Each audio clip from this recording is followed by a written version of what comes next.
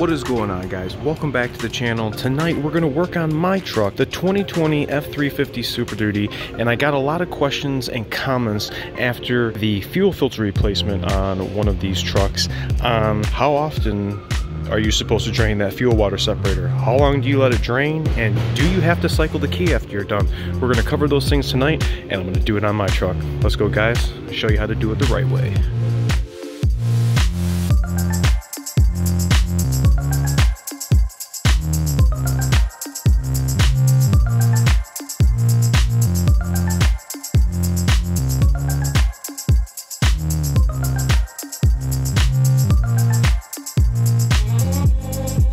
Alright guys, so some of the things you're going to need is a can of brake clean, or in my case, my Sure Shot that I use, and a clean container.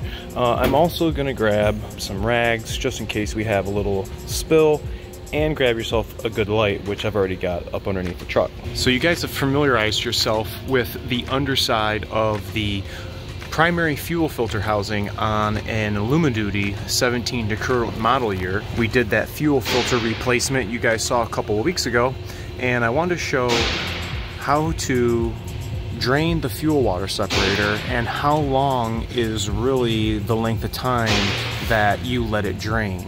I was explaining to some commenters that fuel is going to be sitting on top of water, and if that is the case in this housing, then water is going to be the first thing that is going to come out of this housing. So that's what you need the clear container for, so you can see if you have any water. I just brake cleaned. I'm going to brake clean, dump that out so I don't have any remnants. But without further ado, let's get this thing draining. Some of the other people were commenting and saying to get the SPE fuel water drain valve, and I had reached out to Amy over there and still have yet to hear back. Amy, if you're out there, let's talk about one of these water and fuel drains. Alright, so you get your clear container, and remember I was showing you guys when I had this removed that it's just a little quarter turn. I'm going to bust it loose first, okay? And then I'm going to catch any of the fuel that's going to drain out. Now remember what I told you guys about the water is going to be the first thing that's going to come out. So I am going to wait probably about a good 30 seconds, or maybe until we get maybe a half a bottle's worth, or what I feel is going to be a good sample. This is straight out of my truck. I've been trying to take note where I'm filling up, getting good diesel, and adding an additive every tank. So I think that is pretty well a good fuel sample. I'm going to go ahead and close it. If I had any water, you would have seen it in here already. Okay.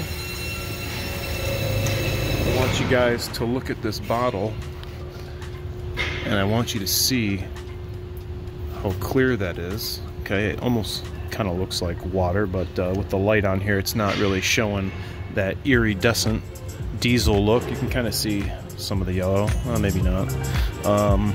Let's take a closer look, see if we got anything floating around in there. Don't really see anything sitting at the bottom. I'm going to add some water to this. I want to show you guys what the water is actually going to look like in the bottom. But let's take a little smell here. Definitely smells like good diesel fuel. Definitely smells like good diesel fuel. Let's add some water to this so you guys can compare and contrast what you want to see compared to what you could see if you had water. I'm going to use this water for water, and two, whatever contaminants this is going to represent what could be in your fuel. So I am going to use the fuel sample that you guys just saw me use, and now I'm going to contaminate it. So we're going to get it, I'm going to fill it up with some water. I don't know if you guys can see what it's doing, but if you had water in your diesel fuel, brother, this is what you're gonna see if you were draining your fuel water separator. Say your water and fuel light came on and you drained this water separator. This is what you would expect to see if you drained water. I wanted to illustrate this because I had so many comments about how long do you let it drain for, about a jar's worth.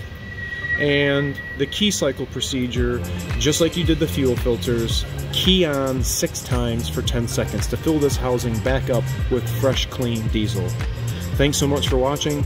Remember to like, comment, sub, share, and I'll see you all next time. Thanks so much.